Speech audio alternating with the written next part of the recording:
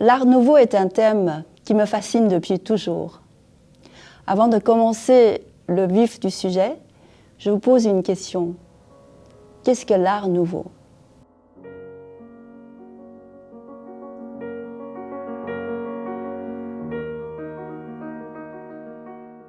C'est en fait un mouvement artistique majeur de la fin du XIXe siècle et du début du XXe siècle. Il a une durée très courte, mais condensée. Il se développe très tôt en Belgique et en France.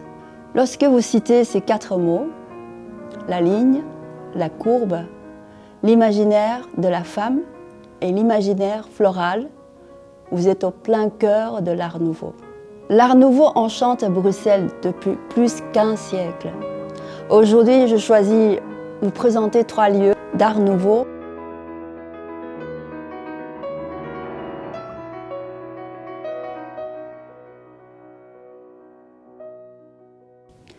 Maison Tassel, réalisée par M. Horta. Les grands traits principaux sont le plan ouvert, la diffusion et la transformation de la lumière à travers l'ensemble du bâtiment et l'intégration de la ligne et des courbes de la décoration jusqu'à la structure du bâtiment. L'hôtel Tassel est la synthèse mondiale de l'Art nouveau. La façade de l'hôtel rassemble tous les éléments du style Art nouveau.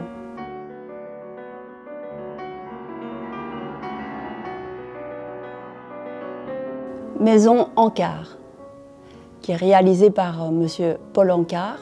La caractéristique la plus marquante est la polychromie sur la façade avec la présence de plusieurs sgraffites. Le deuxième trait, c'est que sur la façade, on voit une composition asymétrique très marquée.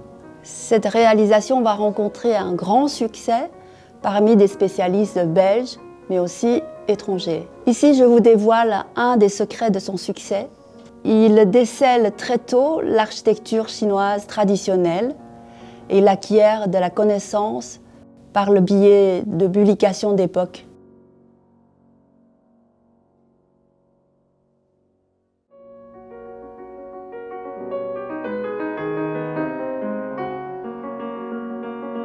Maison Cauchy, qui est réalisée par M. Cauchy.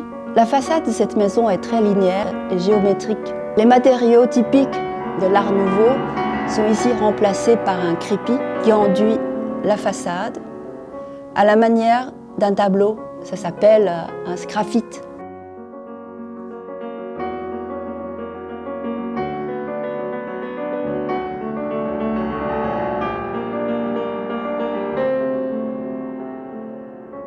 Ce qui me marque très fort, c'est un proverbe chinois qui est gravé sur la façade de la maison.